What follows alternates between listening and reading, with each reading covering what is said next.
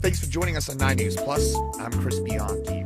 November is Native American Heritage Month, and we wanted to gain a better understanding for Native American culture. Specifically, we wanted to understand about the important role that maintaining Native American languages plays in keeping tribal culture intact.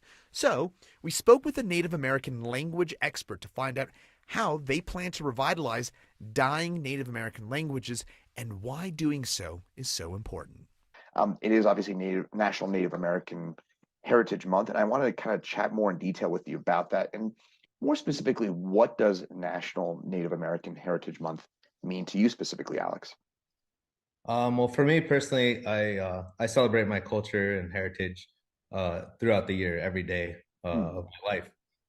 So for me, it's more just a it's an opportunity to kind of raise awareness and educate the American public on some of the the history, the issues, the culture, the fact that we still exist.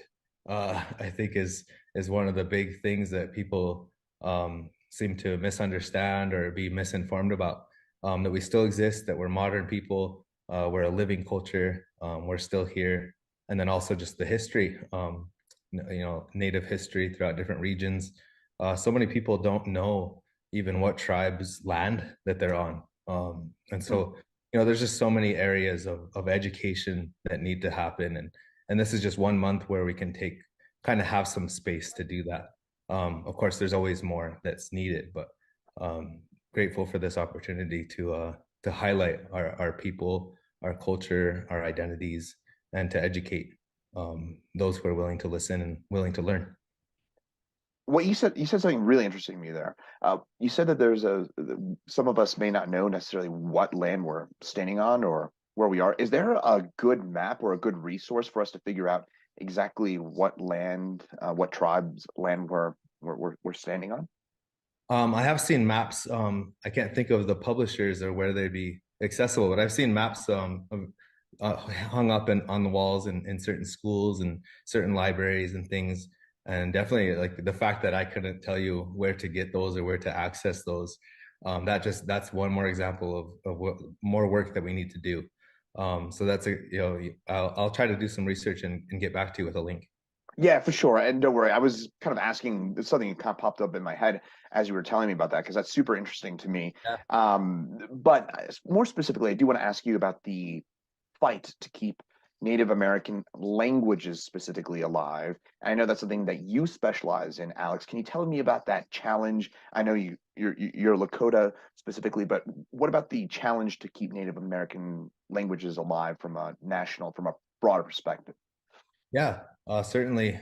So many of the obstacles and the factors that come into play into the decline of Lakota language being spoken in our communities is actually parallel to many of the experiences in other indigenous communities, not just in the U.S. but also Canada, also Mexico, also all the way throughout South America and to worldwide. Indigenous languages are at stake here, and in fact, I think the UN declared the entire decade the decade of indigenous languages. Um, and so some of those obstacles, are a lack of representation in media, a lack of resources, reading materials, a lack of TV shows, different modern things that take up space in our daily lives are not in the languages of our people. And so, you can just imagine that English becomes the standard, right? But also throughout history, there's been all sorts of other obstacles, some more purposeful than others. So one thing in common that we have in the U.S. Amongst various tribes, as well as tribes in Canada, is the boarding schools and residential schools, and that was an entire school system that removed Native children from their families. Beginning, I think the first Indian boarding school in the U.S. was in Pennsylvania, Carlisle Indian School, and this was in the late 1800s. And they would remove children from their families, from their homes, their communities, and they would have them attend these boarding schools where they would live there, and they were kind of stripped of their culture. Their hair, if they had long hair, that would be cut. Their traditional dress would be removed, and they would be given uniforms, and they would be forced to speak English.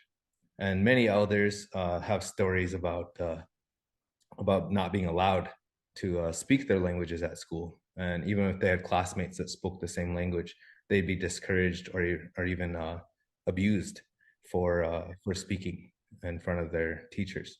And so they were taught English, encouraged to speak English. And so you can only imagine the effects those had on generations throughout different various communities. And so that happened to Lakota communities as well as a lot of other tribes throughout the US and Canada. In addition to that, there's been all kinds of other divisive things that have divided our people from being able to communicate, whether it's reservations, having borders, because like I live on Pine Ridge Indian Reservation. If you go north of here, you could end up in Cheyenne River or Standing Rock. If you go east, you end up in Rosebud. And those are other reservations, and they all speak the same language as us. We're all Lakota. But having those divisions instead of having one big territory, which according to the 1868 treaty was a big territory where we would all be within the same territory. So just like little divisive things like that kind of deteriorate the language speaking community. So all these things throughout history, and like I said, in modern times, it's especially tough with media, and these types of things make it hard for Indigenous languages to kind of thrive and survive within present day society, American society. So what are you doing? You're part of the Lakota Language Consortium. Tell me about what you're doing to try and keep them alive. Yeah, so the nonprofit organization, Lakota Language Consortium, the deputy director for, we are constantly trying to come up with more ways to teach, to create materials for language teachers that are in schools, to create materials for families that want to revitalize the language or continue speaking the language in their homes. So some of the projects, one of the biggest things I think is a dictionary. And our dictionary is a living document, so we're always adding on to it. Languages have to be alive. They have to evolve in order to continue on. And so we're about to publish our 3rd edition dictionary. I'm working on a podcast, visiting with some of the elders that are still around that speak our language fluently, so that their stories and we can hear their language passed on. We've done textbooks for teachers and schools. We dubbed the Lakota, or we dubbed the Berenstain Bears in the Lakota language.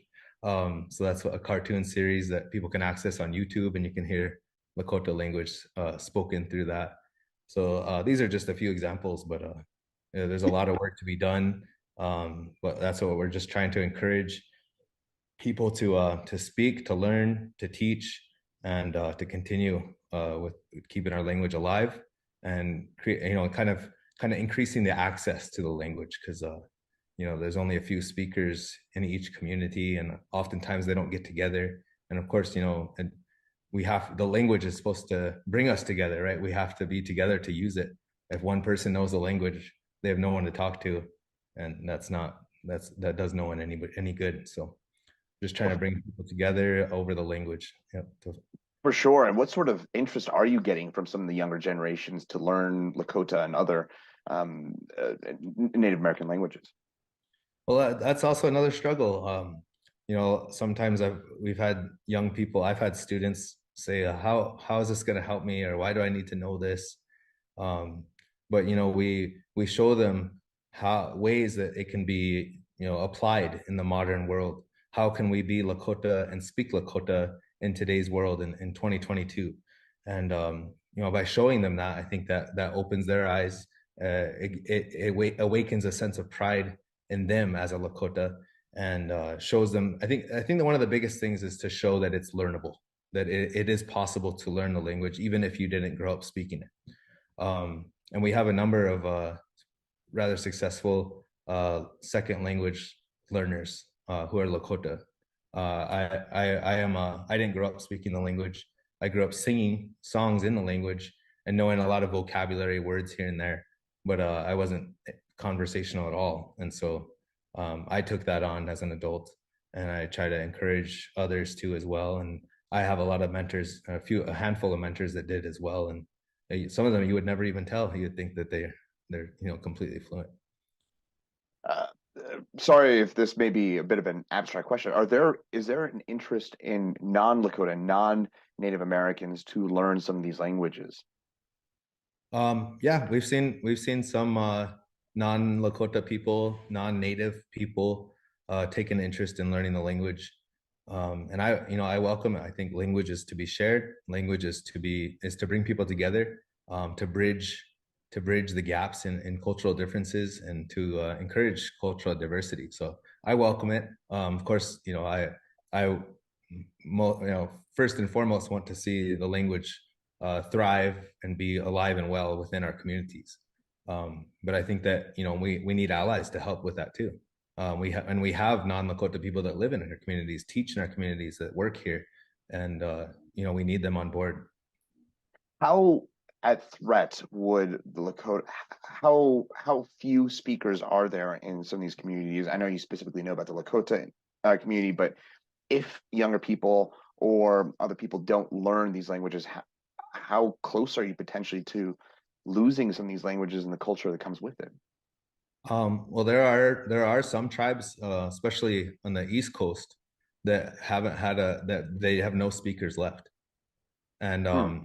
so the term that they use for the status of their language is sleeping. And so there are people that are working within those tribes to bring back their language, to revitalize their language that is currently sleeping. And so that they're relying on, hopefully they have recordings. That's probably the most valuable resource for them if they have those. And then if not, they might have texts, they might have documents, old treaties, different things that they can use to kind of piece back together and create a dictionary of some sort and kind of work to try to bring that language back. Another thing is that we have kind of like with any other languages throughout the world, there are language families. So there are languages that are kind of related. There might be a similar language or the same language but different dialects or different things like that. So with proper linguistic training, they can visit with neighboring tribes that have a similar language and kind of piece back the puzzle back together. But that's a extremely unfortunate reality that they're facing. But they have the resiliency to continue doing that work, and more power to them. um, and I get inspiration from them because we still have a handful of speakers throughout Lakota communities, and so it kind of makes me the more and more grateful for them. And so that's what part of the reason why we're trying to pursue a podcast project and trying to preserve and document as much language as we can from them while they're still here. For sure. Any final thoughts about the battle or the fight to keep some of these languages alive and how it impacts the Lakota as well as other Native American communities?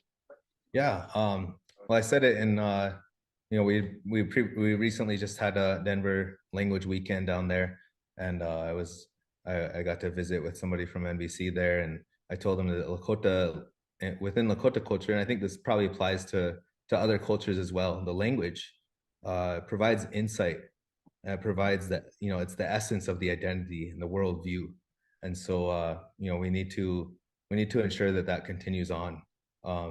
We've fought erasure for centuries, and we're still here, but we need to do all we can to keep our language alive, to keep that essence of the culture alive as well. No doubt about that. And Alex FireThunder, Deputy Director of the Lakota Language Consortium, thank you so much for joining us and lending us such valuable and fascinating insight to this. And we certainly wish you the best of luck moving forward on this. Thank you. I'll say it in Lakota. Wopila echichielo. Wopilai Achichilo, is that right? It says that I say a thank you to each and every one of you. Oh, that's fascinating. Well, that's Wopilai Achichilo, is that right? Wopila, or I guess to each and every one of you would be Wopila echichiapalo. Wopila echichiapalo. Wopila Achichiapalo. Moshte, perfect. Moshte. Mushta. Nailed it. Well, thank you. I appreciate it. Thank you again, Alex. And fascinating, and appreciate a few minutes of your time here. Yeah, thank you.